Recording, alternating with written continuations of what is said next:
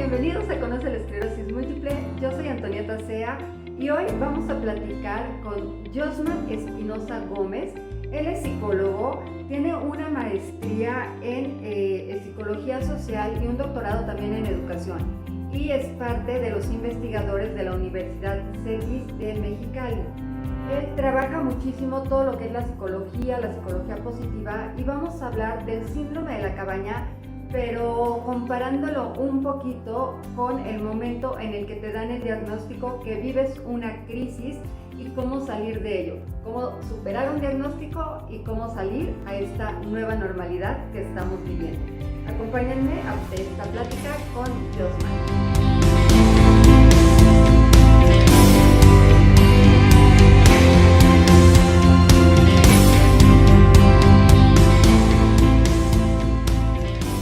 Hola, Josman, muchas gracias por estar con nosotros. ¿Qué tal? Muchísimas gracias por la invitación.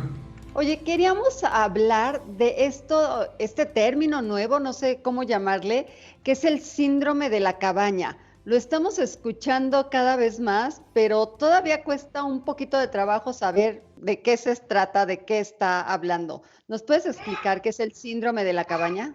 Claro que sí. Mira, primero que nada, hablar de que este es un síndrome como una expresión. O sea, es una expresión que se da y se está asociando mucho a este temor o estos miedos que experimentamos por salir actualmente a la calle, ¿no? Este miedo por volver a contactar a las personas fuera de nuestras casas, ¿no? Este temor por realizar actividades que antes nos eran cotidianas y de todos los días, como trabajar en nuestras oficinas, en nuestros espacios laborales, como subirnos al transporte público y como relacionarnos en cualquier lugar que normalmente íbamos todos los días, pero que hoy marca, ¿no?, una diferencia porque empieza a haber ciertas características de las cuales pues ya empezamos a sentir o temor, o ansiedad, o angustia, o pues bueno, a final de cuentas toda esta incertidumbre que allá afuera existe porque pues pase lo que pase y poco a poco que estemos empezando a salir, pues el virus sigue allá afuera, no hay una vacuna como tal y pues hay muchas cosas a las cuales todavía no tenemos respuestas, ¿no? Entonces hay esta sensación de decir mejor me quedo en casa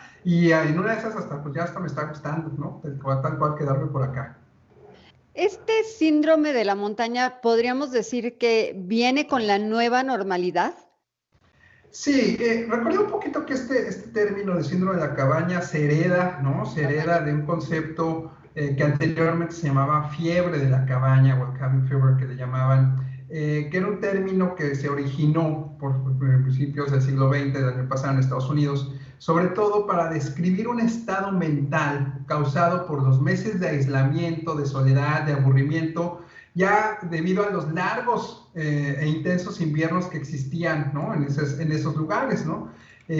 Muchos de estos se trabajaban por los famosos colonizadores, ¿no?, en territorios norteamericanos y de Canadá, y que reportaron que había estas sensaciones, ¿no?, a esto que también en algún momento le llamaban la locura de la pradera o la locura de la montaña, ¿no?, que de alguna manera tiene que ver con esta soledad y con este confinamiento. Entonces, heredamos un poquito ese término, lo estamos como adaptando y refiere un poquito a esta cuestión. ¿Es normal? Sí, ya estamos o vamos ya casi para 200 días en confinamiento, de lo cual son circunstancias que creo que la gran mayoría de nosotros nunca habíamos vivido, ni imaginábamos vivir, evidentemente, pero que en nuestro cuerpo y en nuestra psique empieza a tener ya manifestaciones y sensaciones muy diferentes a lo que es una vida normal, ¿no? Ahorita mencionabas que es el miedo a salir, en unas palabras, pero ¿cuáles otros síntomas se pueden presentar en este síndrome? Mira, hay situaciones en las cuales pues la gente puede empezar a sentirse desde aburrida, ¿no? Desde este famoso sentirse enjaulado, decía mi abuelita, ¿no? Pero empieza a haber esta irritabilidad, esta impaciencia, esta frustración y sobre todo mucha insatisfacción de lo que estamos viviendo porque estamos en un espacio donde en algún momento pues era un lugar satisfactorio, que es nuestro hogar, y ahora pues es un lugar que empieza a tener muchos elementos de angustia y sobre todo pues esta necesidad de romper la rutina. Por lo tanto, esto nos puede llevar a cierta ansiedad y si no lo llevamos a manejar o controlar, pues incluso a otros tipos de situaciones Pienso ahorita un poquito con estos síntomas que nos describes de pues miedo a salir, la ansiedad, la desesperación. Todo eso también se puede sentir en el momento en el que te dan el diagnóstico de que tienes una enfermedad crónica, incurable, discapacitante, como puede ser la esclerosis múltiple. Todos esos sentimientos aparecen porque de alguna manera vas a empezar a vivir otra normalidad o vas a tener tu propia nueva normalidad. Es igual un momento, el momento del diagnóstico se puede tomar como una crisis, como se puede tomar ahorita el momento de la cuarentena, que por supuesto duró más de 40 días, también sería un momento de crisis. ¿Se podrían, no sé, unir estos dos o cómo los podemos comparar? Pues bueno, creo que acabas de mencionar la palabra clave, ¿no? Crisis. Y el concepto de crisis a veces lo hemos escuchado, lo hemos entendido de distintas maneras. Si bien es cierto que hay esta versión pues muy romántica, ¿no? De esta versión oriental, donde es la ocasión para mejorar y para hacer mejores cosas y demás, también es cierto que crisis viene de vocablos que hablan de rompimiento, de separación, de decisión constantemente. Y aunque en la versión oriental habla de peligro y oportunidad, ¿no? Una crisis siempre va a aludir a un peligro, a una situación amenazante, una situación que nos hace sentir vulnerables y que nos hace generar o nos va a desencadenar en algún momento una pérdida simplemente del mundo como lo conocíamos. O sea, en el momento que yo recibo un diagnóstico, en el momento que yo entiendo que mi vida va a cambiar, hay algo que estoy perdiendo automáticamente. Entonces es una ocasión, es cierto, es una oportunidad para restaurar entonces el mundo como me gustaría verlo también. Entonces, la crisis puede ser conceptualizada de muchas formas, pero en el fondo, en esencia, es un desequilibrio que va a ocurrir entre un antes y un después, lo cual, pues esta crisis va a tener que contar con ciertas características. Primero que nada, que tiene que ver con una temporalidad, o sea, no podemos durar en crisis toda la vida, va a haber un momento en que va a haber un tiempo para esa crisis, y pues que nos va a empujar o que nos va a incitar a una capacidad interna, normalmente, de ya sea avanzar o retroceder en ciertos aspectos, ¿no? ¿Qué es la crisis en sí como tal? Pues bueno, no es el conflicto como tal, es la respuesta que tenemos como personas ante esta eventualidad. Entonces, si bien es cierto que va a haber una desorganización de nuestra forma de ser, de nuestra entendernos como personas durante un tiempo, pero nos va a mover a un cambio. Entonces, hay estas tres características. Sí hay un desequilibrio a nivel personal, pero que nos está moviendo hacia algún lado. Entonces, va a depender de cómo abordamos cada uno de nosotros esta eventualidad para saber de qué manera vamos a enfrentar esa crisis. Ahora, lo que es cierto es que a nivel de crisis emocional, pues puede estar concentrada en manera de angustia. O sea, creo que en el momento en que uno recibe una noticia como esta, de un diagnóstico o de un confinamiento y demás, pues a lo mejor el primer momento dice uno, híjole, ¿qué va a pasar? ¿No? Entonces hay etapas dentro de estas crisis. Y la primera etapa, que son tres, son el estupor, la incertidumbre y la amenaza. El primer momento, que es este estupor, es esta cuestión donde nos quedamos paralizados, ¿no? O sea, tratamos como de comprender qué está pasando, qué significó lo que me están diciendo, qué significó lo que se me está poniendo enfrente, y de alguna manera no hay una reacción inmediata. Es quedarnos pasmados de algún momento ante este desequilibrio que sabemos que vamos a vivir, pero que no sabemos cómo lo vamos a enfrentar, pero que pues hasta cierto punto es un momento hasta de protección. O sea, porque el no hacer nada de momento es, a ver, si me muevo de más, a lo mejor provoco otra cosa, pero entonces de momento me quedo como amortiguando, ¿no? Las consecuencias que puede generar esto, ¿no? Pasado esto, que es un tiempo, no podemos quedarnos ahí todo el tiempo, pues viene esta segunda etapa, llamémoslo así, que es como la incertidumbre. Una vez que ya pues nos enteramos de lo que pasó, esta situación, pues vamos a vivir una parte, como llamémosle, dicotómica, ¿no? O sea, va a haber una alarma que se va a encender, que vamos a decir, ¿qué tanto es real de lo que estoy escuchando, de lo que estoy viviendo? ¿Y qué tanto me estoy imaginando de lo que puede ser, ¿no? Entonces hay esta situación donde el intento de hacer congruente esta realidad con esta fantasía, pues nos va a llevar un tiempo. Entonces, ese tiempo va a ser de incertidumbre en la cual todavía nos vamos ahora sí que entrever entre cierto estupor y parálisis, y esta realidad, ¿no? Entonces esto le vamos a llamar algo que le nombramos nosotros como ansiedad confusional, ¿no? Porque es cuando en la cabeza traemos este caos entre que estamos intentando comprender lo que está pasando con lo que se está buscando relacionar allá afuera. O sea, ¿cómo explico esto? ¿Cómo me explico a mí mismo esto?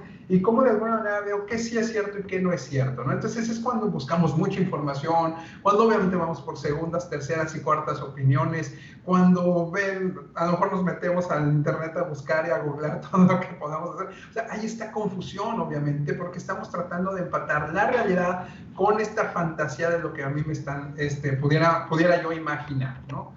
Y luego viene pues esta última parte, ¿no? de todo este concepto llamado crisis, que es la amenaza, ¿no? Pues si bien decíamos que esta crisis es un desequilibrio, ¿no? Pues un desequilibrio puede tender, ¿no? A la destrucción. O sea, hay un temor por sabernos o de entendernos en algún momento destruidos, y entender que el enemigo, a final de cuentas, pues no soy yo, está allá afuera. Entonces hay una sensación de amenaza por parte de un mundo exterior, donde pues obviamente nuestra reacción automática va a ser ponernos en una conducta a la defensiva. ¿Por qué? Por sobreprotección, obviamente, es una cuestión natural, y por lo tanto vamos a tener mucha desconfianza hacia el otro, e incluso vamos a ser agresivos hacia el otro. Son momentos donde a veces la familia, el entorno, los vemos como enemigos, y en vez de saber que están ahí para nosotros y cuidarnos y apapacharnos, nos sentimos agredidos y reaccionamos y les gritamos y los molestamos, ¿no? Entonces es normal en esta etapa de crisis, porque la amenaza nos pone en esta posición de desconfianza y de agresión. Y pues bueno, cuando esta etapa de amenaza sí se mantiene por mucho tiempo, entonces sí es cuando hay pues podemos decirle un peligro, ¿no? Para la integridad de la psique de la persona, ¿no? Porque decimos, la crisis es temporal, pero si ya nos quedamos estacionados mucho tiempo aquí, definitivamente puede ser ya una afección hacia la persona, y psíquicamente poder tener un desequilibrio aún mayor, ¿no? Y es un momento donde pues tendríamos que hablar de pedir ayuda, ¿no? O apoyo y contención, ¿no? Entonces, por ahí pasa. Entonces, sí, así como bien lo señalas, ante un diagnóstico y ante una situación desconocida como fue el confinamiento y nos dijeron nadie sale, tenemos que reacomodarnos en algún momento de esta crisis en la cual cada quien tuvo que enfrentarla y vivirla de distintas maneras. Fíjate que qué interesante todo lo que nos dices. La única diferencia que yo noto, no sé si los demás pacientes también, es que cuando tienes la enfermedad, el peligro o ese enemigo, como lo decías, no está afuera, el virus no está afuera, el virus o más bien la enfermedad está contigo, está dentro, y así tienes que aprender a vivir con eso el resto de tu vida. Pero cuando todo este sentimiento dura mucho tiempo, no sé si también puedas entrar en depresión. No sé, te digo, si esta parte vaya unida al síndrome de la cabaña, que si lo vives mucho tiempo puedas caer en depresión, como puede ser que caigas en depresión después de un diagnóstico. Sí, mira, es interesante lo que señalas, porque de repente usamos las palabras y los conceptos coloquialmente y decimos estoy deprimido, y a lo mejor estoy triste nada más, ¿no? Entonces sí es importante hacer esta diferencia. Quisiera un poquito a lo mejor puntualizarlas. La tristeza es un estado de ánimo, tal cual, ¿no? Mientras que la depresión es un trastorno del estado de ánimo, o sea, es de mayor alcance y profundidad. Cuando una persona está depresiva, ¿no? La mayor de las veces no es capaz de identificar qué le está pasando. O sea, simplemente hay una sensación, ¿no? Pero cuando estoy triste, sí ubicamos por qué pasó. Porque es algo que estoy reaccionando emotivamente a un estímulo externo. Entonces, yo puedo estar triste porque perdí el trabajo, puedo estar triste porque murió un familiar, o sea, sí ubico la causa de, ¿no? Pero tú dirías a una persona en depresión, ¿por qué estás así? Y normalmente dice, pues así estoy, ¿no? O sea, hay un punto que ya hay una suma de factores, porque aparte de la depresión es multifactorial, en el cual pues llegas y estás ahí, y a veces la explicación no es sencilla, ¿no? O sea, ya estás en ese estado. Entonces, sí es importante distinguirlo, porque la tristeza es un estado pasajero, ¿no? Tal cual.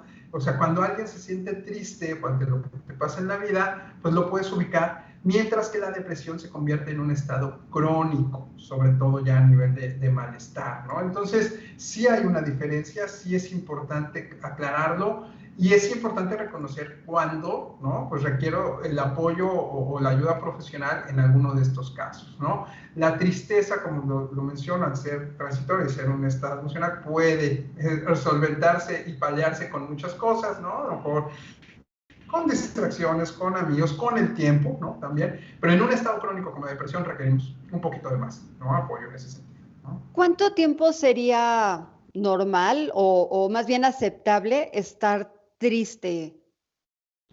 Pues mira, el tema es aceptar las emociones como están. Ahorita hay un boom muy fuerte también sobre la psicología, desde el ámbito, dice la psicología positiva y ahora todo es bueno y todo es motivación y toda esa actitud y sonríe a la vida y eso lo está haciendo mucho daño hoy, mucho daño, es un tema muy fuerte. Y creo que el punto es primero aceptar que se vale que yo pueda sentirme mal un día, un momento y todo. Que cuanto más hay una razón para ello, como a lo mejor una pérdida, un duelo, pues es normal. ¿Cuándo empieza a ser patológico? Cuando ya no funcionamos, cuando ya te altera nuestra funcionalidad. Y ahí ya es una cuestión personal. A lo mejor yo puedo estar triste 2, 3 días, una semana, se vale. Pero cuando ya esa tristeza o ese sentir ya pasa y afecta mis horarios de trabajo, mi actividad con la familia, mi actividad personal, incluso de dejar de comer y demás, o sea, cuando ya no estoy funcionando dentro de lo, entre comillas, lo normal, ya es cuando requeriríamos un tipo de atención. Hay personas que a lo mejor por su tipo de vida, pues ni modo, se fue, perdón, pero pues la vida sigue y reacciono al día siguiente o a los 2 o a los 3 días.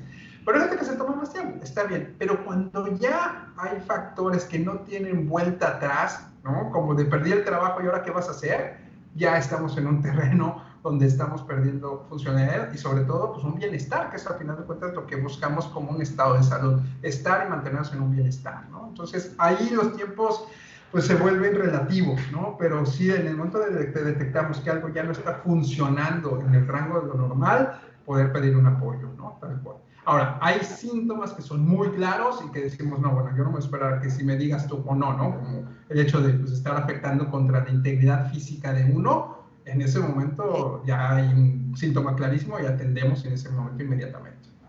Ahí puede ser atentar contra desde que te puedas estar cortando o quien hace dietas extremas, todas esas cosas entrarían ahí. Así es, totalmente. Toda cuestión que afecta mi bienestar personal o incluso de terceros, o sea, cuando yo pongo en riesgo no solamente mi integridad, sino la de los demás y los terceros, son síntomas claros de atentar contra uno mismo, ¿no? Me dirían por ahí, oye, es que fumar, bueno, pero es muy notorio al que a lo mejor fumaba 2 o 3 cigarrillos diario, al que se está echando 2 o 3 cajetillas diario, ¿no? O sea, estás viendo ya esa intención, a lo mejor inconsciente, de decir hasta aquí, ¿no? O no más, o el alcohol, o las drogas, ¿no? O sea, empieza a haber estas cuestiones. A veces hemos normalizado este tipo de afecciones o de adicciones. ¿Por qué? Porque creo que muchos creemos que es la forma de salir, ¿no? Entonces, déjalo, es que está triste, pues déjalo que tome, ¿no? O al revés, pues para que trabaje, déjalo que se tome las pastillas para aguantar, ¿no? Entonces toman pastillas para dormir, pastillas para despertarse, pastillas para estar despierto, o sea, ese tipo de situaciones cuando ya no están dentro del rango normal y atentan con la funcionalidad, hay que poner atención y atender, ¿no? Tal cual. Perfecto. Pues mira, qué interesante y también recordar que el 10 de octubre, estamos en el mes de octubre, el mes de la salud mental, y yo creo que si en esta pandemia ha habido una ganadora, pues es la salud mental, porque se volteó a ver que ahí está, que como tú dices, es muy importante, hay que darle pues su espacio, su lugar, su tiempo a las cosas, tomarte si necesitas el tiempo para aceptar un cambio, ya sea que nos llegó una enfermedad nueva que no conocíamos, o que en el mundo como el COVID, o que te llegó a ti una enfermedad que también generalmente es nueva y poco tienes información de ella. Pero danos así como algunos tips con los que puedas salir tanto del síndrome de la cabaña de no quiero salir a la calle, como que puedas salir del impacto que te causó recibir un diagnóstico. Claro, mira, primero me gustaría darte a lo mejor 2 puntos muy importantes en este contexto de la salud, de que vamos a estar cercanos al día de la salud mental. En México, desgraciadamente, está estigmatizada la salud mental como algo de locura nada más, ¿no? O sea, no es algo que pareciera que no le pasa a cualquiera y no le pasa a todos, ¿no? Cuando desgraciadamente es un tema que es latente, que está ahí y que nos pasa a todos o puede pasarnos a todos. ¿Por qué? Porque la salud mental se puede ver afectada por muchos aspectos, desde la inseguridad personal hasta cambios sociales repentinos como lo que estamos viendo ahorita con el confinamiento, cuestiones de desesperanza con la situación social que vivimos hoy, de desempleo, de pobreza y problemas que afectan pues, la salud física y riesgos de violencia. O sea, imagínense nada más toda la posibilidad que tenemos para exponernos, ¿no?, a una situación en la cual, por ejemplo, nos podamos ver involucrados, ¿no?, en una afección de salud mental. Porque aparte los trastornos mentales, ¿no?, se caracterizan porque son una combinación de todas estas alteraciones de lo que pensamos, de lo que percibimos, de las emociones que tenemos, de las conductas y de la relación con los otros. Entonces imagínate, tanto en el confinamiento como en el darte un diagnóstico, ¿no?, toda la combinación de pensamiento, percepción, emociones, conductas y relaciones con los otros que no tenemos. Por lo tanto, el que se genere un trastorno mental, pues está de orden del día, está ahí, ¿no? En México, el dato hasta el año pasado, seguramente este año se va a actualizar, pero el año pasado, el 17% de las personas presentan al menos un trastorno mental en México, ¿no? Y por lo menos una de cada 4 la va a padecer en algún momento de su vida. Entonces, hablemos que para este año la depresión ya es la segunda causa de discapacidad en el mundo y la primera en países en vías de desarrollo, como México, ¿no? Y que es una de las tantas en las cuales estamos todavía muy lejos, de concientizarla, sensibilizarnos ante ella, de prevenirla, ¿no?, y sobre todo de atenderla. ¿Por qué? Porque en poblaciones como la nuestra, donde hay pobreza, violencia, abusos, ¿no?, tal cual, los factores de riesgo son mucho más amplios. Entonces, existe la posibilidad enorme de que esto pase. Entonces, pues desgraciadamente, pues somos un espacio, ¿no?, o una sociedad en la cual pues existe la posibilidad de que esto se genere de una manera muy, muy sencilla, ¿no? Entonces, muy fácil. Entonces, ¿qué hacer o qué buscar para poder darle la vuelta a esto? Primero que nada, estar conscientes que estamos viendo un cambio. O sea, hay un cambio ante esto. Nuestro cerebro cambió para adaptarse a esta situación. Tu cerebro va a cambiar para adaptarse a la situación de un diagnóstico. Tus neuronas van a tener que regularse porque tus centros de atención, memoria, conducta, tus tomas de decisiones se sobreactivaron con todo lo que estamos viviendo. Y mucho de esta neuroquímica pasa porque hay conductas de negación.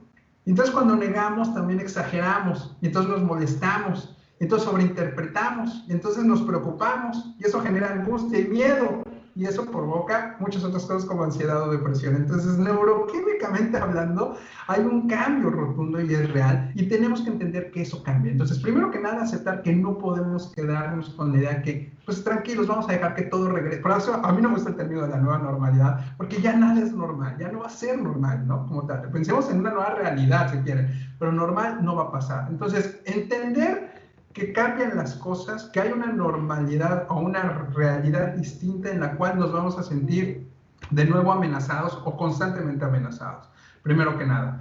2, que todo esto que nos vamos, que estemos sintiendo enojo, tristeza, sorpresa, miedo, todas estas emociones hay que aceptarlas, pero también hay que enfocarlas. Entonces, cierto que estamos enojados porque hoy no podemos decidir sobre muchas cosas, cierto que estamos tristes porque de alguna manera estamos extrañando antes ¿no?, de esta situación, de esta noticia que tuvimos, siento que hay sorpresas, cierto que hay miedos, pero todas estas emociones tienen respuestas a nivel biológico, a nivel psicológico, a nivel social. Entonces tenemos que, si bien es cierto sabernos de todo esto alrededor, también sabernos que hay maneras de buscar la forma de dar de vuelta a esto, ¿no? Entonces, primero que nada, entender que quien regula nuestro mundo y nuestra vida somos nosotros. No las noticias, no lo que dijeron allá afuera, no lo que dice el Facebook, no. Entonces, tratemos de buscar entre nosotros, primero que nada, algo que creo que nos está enseñando este confinamiento, el contacto social. O sea, necesitamos apoyarnos. Es súper importante hoy contactarnos, ya sea por grupos, por Facebook, por todas estas cosas y medios y tecnologías que hoy conocemos. El contacto con las personas nos permite entender todavía tener un pie en la realidad, ¿no? Que somos seres humanos y que necesitamos del otro. Cuanto más si requerimos un apoyo en cuanto al ámbito de salud, ¿no? 2, tal vez hoy no es un momento para decir, ay, sí, haz cosas que te gusten hacer, pero hay cosas que encontremos de ese sentido a las cosas que nos dejan una sonrisa, aunque sea un segundo en el día. O sea, si estamos tan llenos de tantas noticias, a lo mejor tan abrumadoras, entender que hay actividades, llámese una actividad, un programa, un hobby, un compartir a lo mejor con tu hijo un instante que nos permite, ¿no?, estar bien. ¿Por qué? Porque el cuerpo necesita reír, el cuerpo necesita emociones positivas. Está comprobadísimo y hay estudios muy claros sobre que el estar de manera positiva y reír al día nos eleva el sistema inmunológico. Entonces, hoy en día, sobre todo ahorita que todavía no salimos de la pandemia y ya nos están avisando de la época de la influenza, bueno, vamos a estar vulnerables todavía más. Entonces, tratemos de tener el sistema inmunológico a tope, al máximo, comer bien. Sé que cerrados en casa hacer ejercicio es difícil, pero bueno, subamos escaleras, caminemos, tratemos de estar activos porque el cuerpo es sabio, la mente más, pero le tenemos que ayudar. Y entonces, démosle la oportunidad a que ahora sí que nos demos las mejores medicinas que tenemos, que somos nosotros mismos, y es pensar positivo, buenos hábitos, buena alimentación, hacer ejercicio, relacionarnos con los otros, tener actividades que nos hagan contentos o felices o reír de vez en cuando, ¿no? Son recomendaciones que suenan como muy lógicas o muy de cliché, pero son las que en serio funcionan. Entonces, son las que entender que lo básico en la vida es que la perfección no existe. ¿Sí? Pero si nosotros podemos ser empáticos con el otro y podemos ser agradecidos, también hay una neuroquímica en nuestro cerebro donde se aumenta la oxitocina, donde disminuimos cortisol y donde la neuroquímica también hace su trabajo para sentirnos bien. Entonces, pues creo que por ahí, ¿no?, podríamos ir yendo. Pues me parece perfecto. Yo agregaría únicamente que, pues poco a poco, o sea, tampoco tienes que salir a la primera después de estar muchos días en casa, como tampoco tienes que salir de inmediato feliz cuando te acaban de dar un diagnóstico en el consultorio médico, ¿no? Darnos nuestro tiempo y regresar a la nueva realidad, nueva normalidad o como le quieras llamar. Muchísimas gracias, Josman. Qué plática tan interesante. Si nos permites, vamos a dejar aquí en la descripción del video tus redes sociales para que también te puedan contactar, porque tú haces mucho en cuanto a esta resiliencia y a tener una calidad de vida mejor. Claro que sí, al contrario, muchísimas gracias por la invitación y el espacio, y claro que sí, quedo a sus órdenes ahí en los contactos, y pues bueno, un placer. Gracias, hasta luego. Bye.